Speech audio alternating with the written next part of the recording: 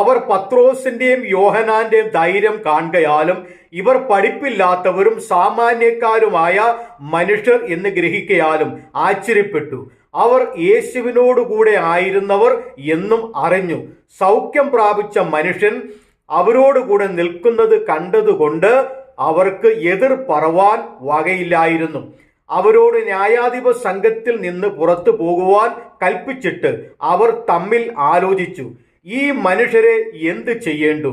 പ്രത്യക്ഷമായൊരു അടയാളം അവർ ചെയ്തിരിക്കുന്നു എന്ന് യെരുശലേമിൽ പാർക്കുന്ന എല്ലാവർക്കും പ്രസിദ്ധമല്ലോ.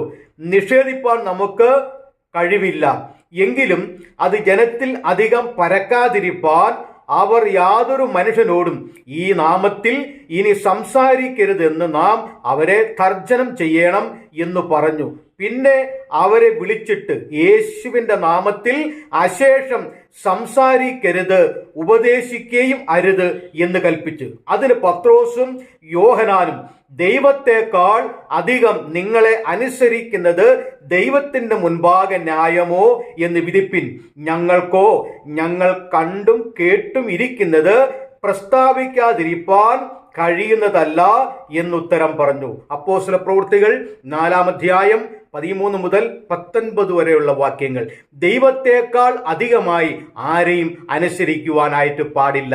സുവിശേഷത്തെ വിലക്കുവാൻ ആർക്കും കഴിയുകയുമില്ല. ദൈവത്തിന് മഹത്വം.